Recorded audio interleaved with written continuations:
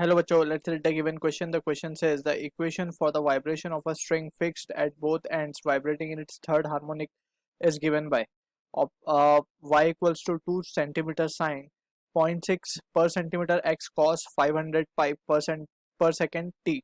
The length of the string is option 1 given at 24.6 centimeter, option 2 12.5 centimeter, option 3 20.6 centimeter, option 4 15.7 centimeter. So to understand the given question, this is the case of a string vibrating string, या फिर हम इस तरीके से समझ सकते हैं कि the wave setup in a string, right. So whenever a string is clamped between the two fix support, तो हम देख सकते हैं जो स्टेशनरी पैटर्न फॉर्म होता है, wave will go something like this is the incident direction and after reflection कुछ इस तरीके से वापस आएगी and the stationary pattern is can be seen, right. So जो फंडामेंटल मोड है basically we can say the lowest frequency which we can see in this case is of such, इस तरीके का form we can see where we have two nodes and one antinode and between the two fixed support, right, and we know जो distance between two nodes होता है it is given by the form that is lambda by 2. ठीक है. अब जो fundamental frequency की हम बात कर सकते हैं that can be given by the formula v n equals to v by lambda. अब लैम्डा यहाँ से it is equal to the length of the string in this case, so यहाँ से लैम्डा की वैल्यू क्या मिल रही है हमें 2l, so v by 2l is the fundamental frequency for the case of a string vibrating between the two fix support, right.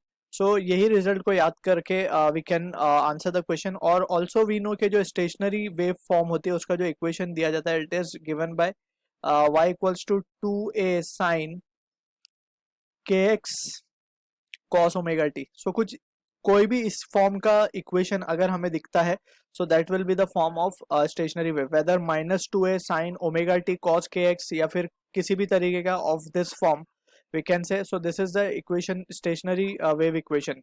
यहाँ पे k जो है it is angular wave number and it is given by the formula 2 pi by lambda, right, and omega is angular frequency, a is the amplitude.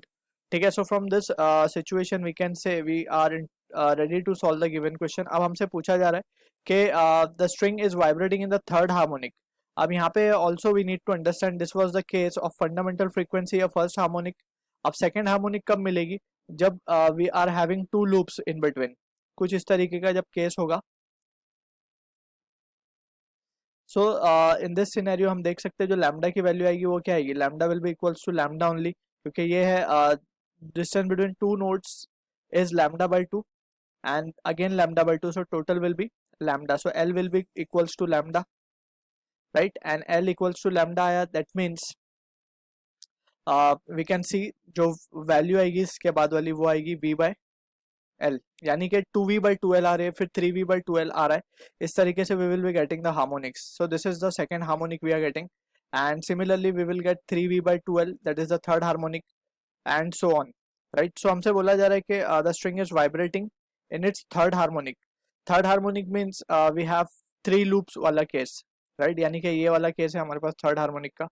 अब हमसे पूछा जा रहा है कि लेंथ ऑफ द स्ट्रिंग क्या होगी. So in that situation we can say n is equals to 3v by 2l, right. So l क्या हो जाएगा हमारे पास 3v by 2n, right.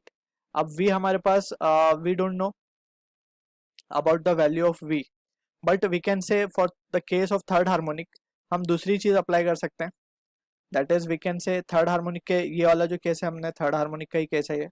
ठीक है. सो यहाँ पे जो लेंथ की वैल्यू आ रही है, लेंथ कितनी वैल्यू आएगी, lambda by 2 lambda by 2 lambda by 2, that is corresponding to 3 lambda by 2. Clear है.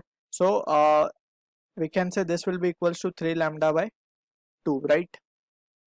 v by n को हम लैम्डा भी लिख सकते हैं, so this will be ultimately giving this result only 3 lambda by 2, and from this we can say 3 into lambda की जो value होगी, लैम्डा को हम क्या लिख सकते हैं, from this we can say lambda की वैल्यू आएगी 2 पाई बाय के,